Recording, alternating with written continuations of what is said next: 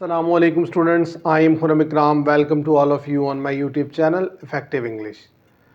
Last time we had discussed about relative pronoun and in today's lecture we will talk about verb. Students, अब तक हम noun के बारे में पढ़ चुके हैं, उसकी different types को देख चुके हैं. इसी तरीके से pronoun का बारे में हमने discussion की, pronoun की different types को देखा, उनका इस्तेमाल देखा. अब जिस topic पे हम बात करेंगे वो है verb. और verb English language का एक बड़ा ही important part है. कोई भी सेंटेंस जो है वो वर्ब के बगैर कंप्लीट नहीं हो सकता. सब्जेक्ट और वर्ब ये दो चीज़ें सेंटेंस में होना लाजमी है. अगर इनमें से कोई एक भी मिसिंग होगी तो सेंटेंस अपना मीनिंग कन्वे नहीं करेगा. ऑब्जेक्ट, जहाँ तक ऑब्जेक्ट का ताल्लुक है, कुछ सेंटेंसेस में ऑब्जेक्ट होते हैं, कुछ में नहीं होते. लेकिन ऐसे वर्ब जिनका ऑब्जेक्ट ना हो और ऐसे वर्ब जिनका ऑब्जेक्ट हो, इनको इंग्लिश लैंग्वेज में क्या कहते हैं. आज इन सब चीज़ों के बारे में हम डिटेल से बात करेंगे. सबसे पहले हम देख लेते हैं वर्ब की definition. A verb can be defined as a word that expresses an action or a state of being. जो वर्ब है स्टूडेंट, ये क्या करता है? ये दो काम करता है. या तो ये एक्शन शो करता है या ये किसी चीज़ की स्टेट बताता है. जैसे मैं यहाँ पर सेंटेंस लिखता हूँ, ही इज़ प्लेइंग क्रिकेट. इसी तरीके से एक दूसरा सेंटेंस देखें, ही इज़ अ डॉक्टर. अब स्टूडेंट्स, अगर आप इन दोनों सेंटेंसेस को देखें तो जो फर्स्ट सेंटेंस है उसमें इज़ के बाद एक वर्ब लग करके आया, वो क्या है? प्लेइंग. प्लेइंग का मतलब क्या है? खेलना. तो खेलना, ये जो प्ले वर्ड वर्ब है ये एक एक्शन वर्ब है. इसमें एक्शन हो रहा है किस चीज़ का? खेलने का. तो यहाँ पर जो प्लेइंग है ये क्या है? एक्शन वर्ब है. अब स्टूडेंट्स, अगर आप इज़ को देखें, ही इज़ अ डॉक्टर. अब इज़ यहाँ पर अकेले आया है, इसके साथ कोई एक्शन वर्ब लग करके नहीं आया. तो जब is are am, was, were, has, have, had, will be, shall be, can, ये जो जितने भी वर्ब हैं, जब ये सेंटेंस में अकेले आते हैं और इनके साथ कोई वर्ब लग करके, मेन वर्ब लग करके नहीं आती, तो फिर ये खुद मेन वर्ब होते हैं. इनको क्या कहा जाता है, इसके बारे में भी हम बात करेंगे और इसके बारे में भी मैं आपको आइडिया दूंगा. लेकिन अभी जो मैं समझाना चाहता हूँ वो सिर्फ ये है कि जो वर्ब है वो दो काम करते हैं. एक तो एक्शन का, तो वो एक्शन वर्ब है. दूसरा वो स्टेट बताते हैं. ही इज़ अ डॉक्टर, वो डॉक्टर है और इस बता रहा है किस स्टेट में? प्रेजेंट स्टेट में. इसी तरीके से ऐसे भी हो सकता था, ही वॉज अ डॉक्टर, कि वो डॉक्टर था, मतलब पास्ट में, तो ये इसकी पास्ट स्टेट बताता. इसी तरीके से अगर ऐसे आ जाता, ही will B doctor, he will be a doctor, कि वो डॉक्टर होगा, तो ये इसकी फ्यूचर में स्टेट बताता. तो स्टूडेंट्स, ये जो वर्ब होते हैं या तो वो एक्शन के बारे में बता रहे होते हैं या फिर किसी चीज़ की स्टेट बता रहे होते हैं. तो ये और बाकी सारे जो वर्ब्स हैं वो इन्हीं से रिलेटेड हैं. डिफरेंट जो टाइप्स हैं वर्ब की, उनके बारे में देख लेते हैं. Regular verb, irregular verb, transitive verb, intransitive verb, linking verb, auxiliary verb, dynamic verb, finite verb, non finite verb, modal verb and stative verb. Student, सबसे पहले ये टाइप शुरू करने से पहले मैं आपको जस्ट बेसिक एक आइडिया ये देना चाहता हूँ कि एक्चुअली सेंटेंस में सबसे पहले जो मेन वर्ब होता है, जिसे लेक्सिकल वर्ब या प्रिंसिपल वर्ब कहा जाता है, वो क्या होता है. उसके बाद फिर वन बाय वन इनकी डिफरेंट टाइप्स देखते हैं. स्टूडेंट, जैसे ये सेंटेंस है, he is writing a letter.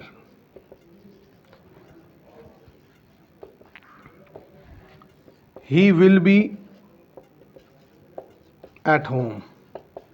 अब अगर आप फर्स्ट सेंटेंस को देखें तो फर्स्ट सेंटेंस में ही जो है सब्जेक्ट है और इसमें काम क्या हो रहा है? राइटिंग, लिखने का. तो यानी कि जब काम हो रहा है तो ये कौन सा वर्ब है आपके पास? एक्शन वर्ब है. और ये जो इज़ है ये इसकी हेल्प के लिए आया है. तो जो हेल्प के लिए आते हैं वो क्या होते हैं? Helping verb. अब स्टूडेंट्स, इसमें ये जो लेटर है ये क्या है? आपका ऑब्जेक्ट. स्टूडेंट, जो सेंटेंस में मेन वर्ब है, एक्शन वर्ब जब भी सेंटेंस में आते हैं वो उसका मेन वर्ब होते हैं. तो अब इस सेंटेंस में अगर देखा जाए तो ये जो राइटिंग वर्ड है ये एक्चुअली आपका क्या है? Main verb. इसको मेन वर्ब भी कहते हैं, लेक्सिकल वर्ब भी कहते हैं, प्रिंसिपल वर्ब भी कहते हैं. जो सेंटेंस का मेन वर्ब है उसको मेन वर्ब से भी जाना जाता है, लेक्सिकल वर्ब भी कहा जाता है और प्रिंसिपल वर्ब भी कहा जाता है. सेकंड सेंटेंस में अगर आप देखें, ही विल बी एट होम, कि वो कहाँ होगा? घर पर होगा. अब ये जो विल बी लग करके आया है, अब इस विल बी के साथ कोई एक्शन वर्ब नहीं आ रहा और ना इस सेंटेंस में कोई काम हो रहा है, जस्ट एक इंफॉर्मेशन दी जा रही है।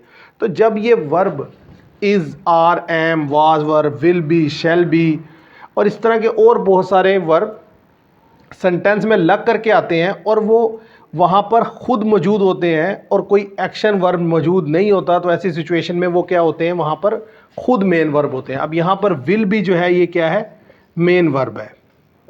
इसको इंग्लिश लैंग्वेज में क्या कहते हैं ये आगे चल के हम देखेंगे। तो स्टूडेंट्स कहने की बात यह है कि सेंटेंस में जो मेन वर्ब है, यानी कि जिस पर जैसे कोई एक्शन हो रहा है तो वो उसका मेन वर्ब है। अगर किसी चीज़ के बारे में जो इन्फॉर्मेशन कन्वे की जा रही है वो किस स्टेट में है, प्रेजेंट में है, पास्ट में है, फ्यूचर में है, तो उसके लिए जो वर्ब आएगा वो भी आपका क्या होगा, मेन वर्ब होगा, या उसे प्रिंसिपल भी वर्ब भी कहते हैं, लेक्सिकल वर्ब भी कहते हैं।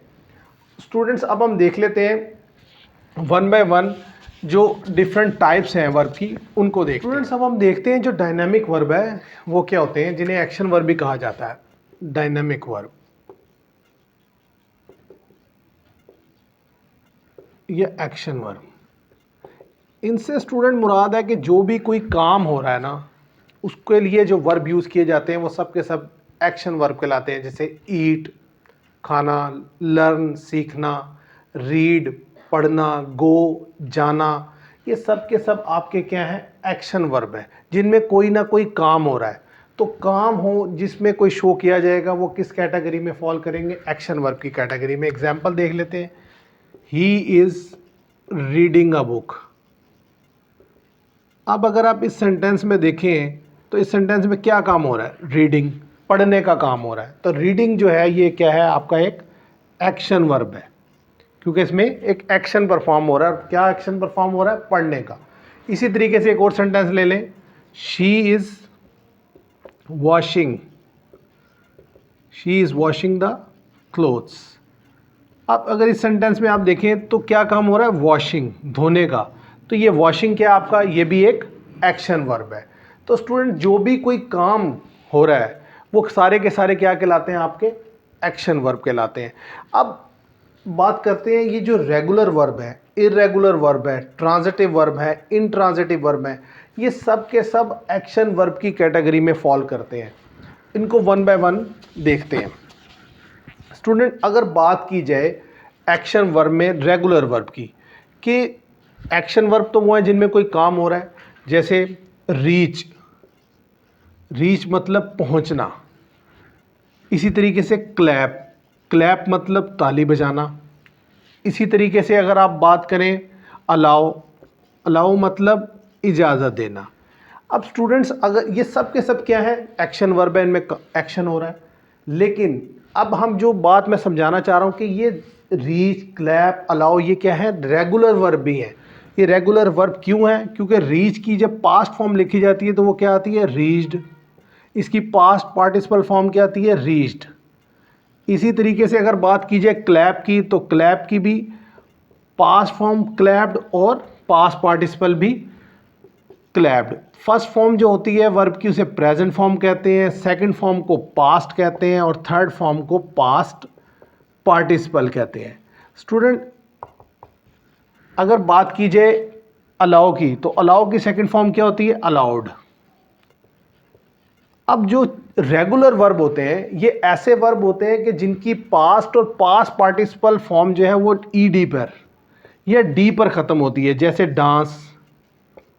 अब डांस की पास्ट फॉर्म क्या होती है, डांस्ड, और पास्ट पार्टिसिपल भी डांस। तो स्टूडेंट जो एक्शन वर्ब है उसमें कोई ना कोई काम होता है, और उन्हीं एक्शन वर्ब में से ऐसे वर्ब जिनकी पास्ट और पास्ट पार्टिसिपल फॉर्म जो है ईडी पर ख़त्म होती है या डी पर ख़त्म होती है वो क्या कहलाते हैं, आपके रेगुलर वर्ब। इसी तरीके से अगर बात की जाए इर्रेगुलर वर्ब की, कि इर्रेगुलर वर्ब क्या होते हैं, तो अब उनको देखते हैं। इर्रेगुलर वर्ब स्टूडेंट्स वो वर्ब होते हैं कि जिनकी पास्ट और पास्ट पार्टिसिपल फॉर्म ईडी पर ख़त्म नहीं होती, चेंज हो जाती है। सिंग, सैंग, संग, ड्रिंक, ड्रैंक, ड्रंक, ईट, एट, ईटन। तो स्टूडेंट्स अगर आप इधर देखें इनकी जो प्रेजेंट फॉर्म है, उसके बाद जो इनकी पास्ट फॉर्म है और पास्ट पार्टिसिपल फॉर्म है, ये चेंज है और ये ईडी पर एंड भी नहीं हो रही। ये सिंग की सेकंड फॉर्म क्या है, सैंग, और पास्ट पार्टिसिपल क्या है, संग। ड्रिंक की पास्ट फॉर्म ड्रैंक और पास्ट पार्टिसिपल फॉर्म ड्रंक। ईट की पास्ट फॉर्म एट और पास्ट पार्टिसिपल फॉर्म ईटन।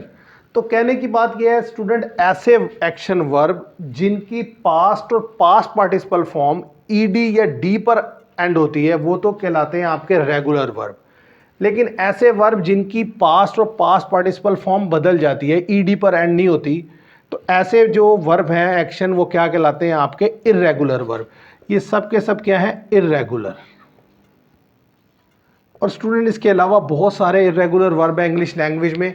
जो मेन बात है वो आपको जो मैंने आइडिया देना है वो क्या है कि सबसे पहले तो अगर कोई काम हो रहा है तो वो सारे के सारे वर्ब क्या कहलाएंगे, जिसमें काम करने वाले, यानी कि ईट, स्लीप, ड्रिंक, वॉक, वो सारे के सारे क्या कहलाते हैं आपके एक्शन वर्ब। अब जब आप उनको देख लेते हैं तो अब आपने देखना है वो जो वर्ब है जो उसकी पास्ट फॉर्म है और पास्ट पार्टिसिपल फॉर्म है, अगर तो वो ईडी और डी पर एंड हो रही है तो इसका मतलब है वो एक्शन वर्ब जो है क्या है, रेगुलर वर्ब है। एक्शन वर्ब तो है ही, लेकिन वो एक्शन वर्ब में किस कैटेगरी से उसका ताल्लुक है, रेगुलर वर्ब से।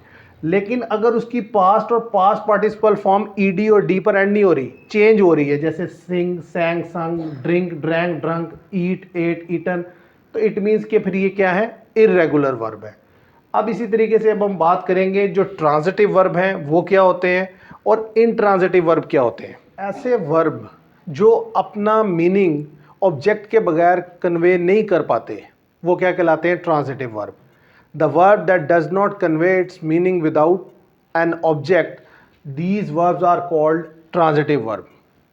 और ऐसे वर्ब जो ऑब्जेक्ट के बगैर भी अपना मीनिंग कन्वे कर देते हैं वो क्या कहलाते हैं आपके इनट्रांजिटिव वर्ब। और स्टूडेंट मैंने आपको पहले भी बताया था कि एक सब्जेक्ट, वर्ब और ऑब्जेक्ट सेंटेंस के बेसिक पार्ट होते हैं। आज मैं ये बताऊंगा कि किसी भी सेंटेंस में आपने ऑब्जेक्ट को फाइंड आउट कैसे करना है और उसी की बुनियाद पर आप ये बता सकेंगे ये जो वर्ब है ये ट्रांजिटिव है या इनट्रांजिटिव है। और स्टूडेंट्स ऐसी भी वर्ब होती हैं कि जो ट्रांजिटिव और इनट्रांजिटिव दोनों सिचुएशन में इस्तेमाल हो जाती हैं। सबसे पहले अगर आप सेंटेंस देखें, आई बाय अ बुक, मैं, अब इसमें काम क्या हो रहा है, बाय, ख़रीदना, मैं बाय ख़रीदना। अब जब काम हो रहा है तो उसको कोई ना कोई करने वाला है और वो करने वाला कौन है, आई बाय, मैं ख़रीदता हूँ। अब मैं क्या ख़रीदता हूँ, अ बुक, एक किताब। तो ये जो बुक है ये आपका क्या है, ऑब्जेक्ट। स्टूडेंट्स किसी भी सेंटेंस में अगर आपने ऑब्जेक्ट फाइंड करना हो तो उस सेंटेंस का जो वर्ब होता है उसके साथ आप व्हाट या हुम लगाकर क्वेश्चन पूछ सकते हैं। उसका जो आंसर आएगा आपके पास वो एक्चुअली क्या होगा, आपका object. I by what, I by what, मैंने क्या खरीदा, बुक। तो अगर तो व्हाट या हुम का आंसर आ जाता है तो वो क्या कहलाते हैं आपके ऑब्जेक्ट। हुम जो है वो ह्यूमन बींग्स के लिए आएगा और व्हाट के आंसर में आपके जो हैं ये जितनी भी नॉन लिविंग थिंग्स हैं और एनिमल हैं वो आ जाएंगे अगर वो सेंटेंस में गिवन है as an object. Second sentence देखते हैं, she left the keys on the table. सबसे पहले तो आप इसमें वर्ब देख लें, वर्ब क्या है, लेफ्ट, छोड़ना। अब ये वर्ब है तो इसको करने वाला भी कोई होगा, वो क्या है, शी, सब्जेक्ट है। शी लेफ्ट व्हाट, क्या छोड़ा, कीज। व्हाट का आंसर आ गया, तो व्हाट का आंसर आ गया, इसका मतलब ये क्या है, आपका ऑब्जेक्ट। और मैंने क्या बताया था, ऐसे वर्ब जिनके ऑब्जेक्ट गिवन हो वो क्या कहलाते हैं आपके ट्रांजिटिव वर्ब। स्टूडेंट जिन वर्ब के ऑब्जेक्ट गिवन होते हैं वो क्या कहलाते हैं आपके ट्रांजिटिव वर्ब, ठीक है। और ये जो ऑन द टेबल है तो टेबल एक नाउन है और इससे पहले ही उसकी प्रेपोजिशन लग करके आएगी और प्रेपोजिशन के बाद जो नाउन आते हैं वो प्रेपोजिशन के ऑब्जेक्ट होते हैं। Ali sent a post card from Lahore. अब अगर इस सेंटेंस को आप देखें तो इसमें क्या काम हो रहा है, सेंट, भेजने का। अब क्या भेजा जा रहा है, अ पोस्ट कार्ड। अली क्या है, सब्जेक्ट, सेंट क्या है, भेजना, काम है। अब इससे भी सेम क्वेश्चन पूछे, अली सेंट व्हाट, अली ने क्या भेजा, अ पोस्ट कार्ड। तो ये जो पोस्ट कार्ड है ये क्या है, आपका ऑब्जेक्ट है। जब भी व्हाट या हूम आप वर्ब के बाद लिखकर खुद से क्वेश्चन पूछेंगे तो उसके आंसर में जो वर्ड आपके पास आएगा वो आपका क्या कहलाएगा, ऑब्जेक्ट। तो इट मीन्स कि इस सेंटेंस में ऑब्जेक्ट गिवन है और वो ऑब्जेक्ट क्या है, अ पोस्ट कार्ड। और जब भी किसी वर्ब के साथ ऑब्जेक्ट लग करके आता है तो वो फिर आपका क्या वर्ब होता है, ट्रांजिटिव वर्ब होता है।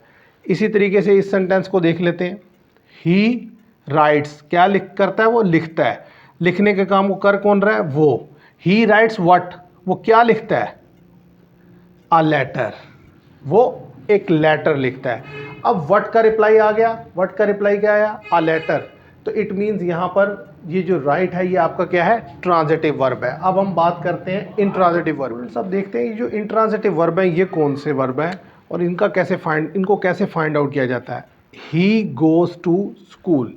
अब जो गोज़ है ये क्या, इसका ये एक वर्ब है और इससे मुराद क्या है, जाना। और ये एक एक्शन वर्ब है। अब ज़ाहिर है कोई एक्शन वर्ब हो रहा है तो उसको कोई ना कोई करने वाला होगा, तो ही यहाँ पर इसको करने वाला है, इस काम को करने वाला है, वो जाने वाले के लिए ही यूज़ हुआ है।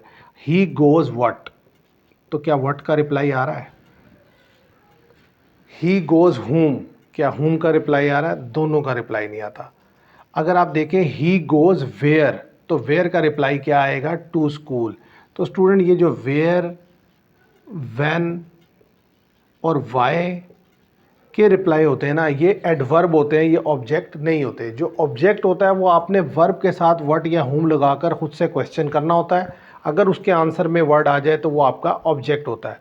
तो अब जब इस वर्ब का ऑब्जेक्ट गिवन नहीं है तो ये वर्ब आपका क्या है, इंट्रांजिटिव वर्ब। इसी तरीके से सेकंड सेंटेंस में देख लें, शी वीप्स, वीप्स मतलब रोना, वो रोती है। शी वीप्स व्हाट, क्या व्हाट का रिप्लाई आ रहा है, नहीं। क्या हुम का रिप्लाई आ रहा है, नहीं। She weeps how, bitterly, bitterly how का आंसर है। तो हाउ भी आपका एडवर्ब में ही आते हैं, तो लिहाजा ये जो वीप्स है इसके आगे भी ऑब्जेक्ट लग करके नहीं आया। तो जब ऑब्जेक्ट नहीं लगा तो इट मीन्स ये भी क्या है आपका इंट्रांजिटिव वर्ब। ऐसे ही अगर बात कीजिए इस सेंटेंस की, the birds are flying in the air. अब परिंदे जो हैं वो क्या कर रहे हैं, उड़ रहे हैं, कहाँ, इन द एयर। अब अगर आप इसमें देखें, the birds are flying, flying जो है आपका वर्ब है, तो फ्लाइंग के साथ अगर व्हाट या हुम लगाकर क्वेश्चन करें तो क्या आंसर आता है, the birds are flying what, no answer. The birds are flying whom, no answer. The birds are flying where, in the air. तो वेयर क्या है, आपको पहले भी बताया, वो एडवर्ब है। और वैसे भी जो प्रेपोजिशन के बाद आते हैं वो प्रेपोजिशन का ऑब्जेक्ट होते हैं, वर्ब का ऑब्जेक्ट नहीं होते। तो यहाँ पर ये जो वर्ब फ्लाइंग है ये एक्चुअली ये क्या है, आपका इंट्रांजिटिव वर्ब है। ऐसे ही कुछ सेंटेंसेस मैंने यहाँ पर लिखे हैं स्टूडेंट्स। अगर आप इनको देखें, he reads, he drives, he reads a book, I understand you, I eat fried eggs for breakfast, I eat quickly at breakfast. Student कुछ तो वर्ब ऐसे होते हैं जो ट्रांजिटिव होते हैं और कुछ ऐसे होते हैं जो इंट्रांजिटिव होते हैं, लेकिन कुछ ऐसे भी होते हैं जो ट्रांजिटिव और इंट्रांजिटिव दोनों तरह से ट्रीट हो जाते हैं। तो इसलिए आपको ये जानना बहुत ज़रूरी है कि जो वर्ब है उसका ऑब्जेक्ट कैसे फाइंड आउट किया जाता है, क्योंकि उसकी बेस पर ही आप बता सकते हैं कि यहाँ पर ये जो वर्ब यूज़ हुआ है ये ट्रांजिटिव यूज़ हुआ है या इंट्रांजिटिव यूज़ हुआ है। अगर आप इस सेंटेंस को देखें, ही रीड्स, वो पढ़ता है। अब ये reads what, no answer. Reads whom, no answer. लेकिन अगर आप इसी को निचले सेंटेंस में रीड्स को देखें, he reads what, a book. अब व्हाट का आंसर आ गया। तो जहाँ पर व्हाट या हुम का रिप्लाई आ गया वो तो हो गया आपका ट्रांजिटिव वर्ब, क्योंकि इट मीन्स कि वहाँ पर ऑब्जेक्ट गिवन है। और जहाँ व्हाट और हुम का रिप्लाई नहीं आया वो आपका क्या है, इंट्रांजिटिव वर्ब। आई अंडरस्टैंड, मैं समझता हूँ, I understand what, I understand हुम, नो आंसर। तो जब व्हाट और हुम का रिप्लाई नहीं आया तो इट मीन्स कि यहाँ पर ऑब्जेक्ट गिवन नहीं है, तो इट मीन्स कि ये आपका इंट्रांजिटिव वर्ब है। आई अंडरस्टैंड व्हाट, अब व्हाट का रिप्लाई नहीं आया, आई अंडरस्टैंड हुम, तो हुम का रिप्लाई क्या आया, यू। तो स्टूडेंट्स अब हुम का रिप्लाई आ गया वर्ब के साथ, इस मीन्स के ऑब्जेक्ट गिवन है। तो जब ऑब्जेक्ट गिवन हो तो वो आपका क्या हो जाता है, ट्रांजिटिव वर्ब। इसी तरीके से अगर आप देखें इस सेंटेंस में ही ड्राइव्स, वो ड्राइव करता है, ही ड्राइव्स अ कार। अगर इस सेंटेंस में देखें तो ड्राइव से आप व्हाट या हुम का क्वेश्चन पूछें, नो आंसर, तो इसलिए ये ड्राइव यहाँ पर क्या है, इनट्रांजिटिव वर्ब। लेकिन सेकंड सेंटेंस की बात की जाए, ही drives a car, he drives what, a car, तो व्हाट का रिप्लाई आ रहा है, इट मीन्स के ऑब्जेक्ट गिवन है, और ऑब्जेक्ट जब गिवन हो वर्ब के लिए तो यहाँ पर ये वर्ब आपका क्या है, ट्रांजिटिव वर्ब है। ऐसे ही बात की जाए अगर इस सेंटेंस की, आई ईट, मैं खाता हूँ fried eggs, I eat what, तो व्हाट का रिप्लाई क्या आएगा, फ्राइड एग्स। तो जब व्हाट का रिप्लाई आ गया इट मीन्स कि ये आपके पास जो वर्ब है ये ट्रांजिटिव वर्ब है।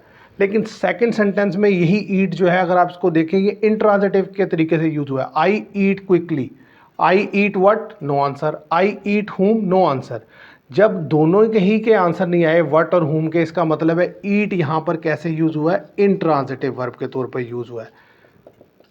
तो स्टूडेंट्स कहने की बात यह है कि अगर तो कोई वर्ब जो सेंटेंस में इस्तेमाल हो रहा है, अगर तो उसके आगे कोई ऑब्जेक्ट लग करके आ जाता है फिर तो वो ट्रांजिटिव वर्ब है, और अगर उसके आगे कोई ऑब्जेक्ट लग करके नहीं आ रहा तो वो इनट्रांजिटिव वर्ब है। और ऑब्जेक्ट को फाइंड आउट करने का तरीका क्या है कि आप जो भी सेंटेंस गिवन है सबसे पहले उसमें वर्ब देखें, वर्ब के साथ आप सेंटेंस में जहाँ वर्ब आ रहा है उसके साथ व्हाट या हुम लगाकर खुद से क्वेश्चन करें, और उस क्वेश्चन के आंसर में अगर आपके सामने कोई वर्ड आ रहा है तो इट मीन्स कि वहाँ पर ऑब्जेक्ट गिवन है, और अगर नहीं आ रहा तो इट्स मीन्स कि ऑब्जेक्ट गिवन नहीं है। अगर तो ऑब्जेक्ट गिवन हो उस वर्ब का तो वो ट्रांजिटिव वर्ब है, और ऑब्जेक्ट गिवन ना हो तो वो इनट्रांजिटिव वर्ब है। तो स्टूडेंट्स इस लेक्चर में मैंने बात की सबसे पहले मेन वर्ब क्या होते हैं, उसके बाद डायनामिक वर्ब यानी कि जिन्हें एक्शन वर्ब कहा जाता है, फिर हमने रेगुलर वर्ब की बात की, इर्रेगुलर वर्ब, ट्रांजिटिव वर्ब और इनट्रांजिटिव वर्ब। इसका जो पार्ट 2 है उसमें हम बात करेंगे लिंकिंग वर्ब की, ऑक्सिलरी वर्ब की, finite verb, non finite verb, modal verb और स्टेटिव वर्ब की। Thank you very much.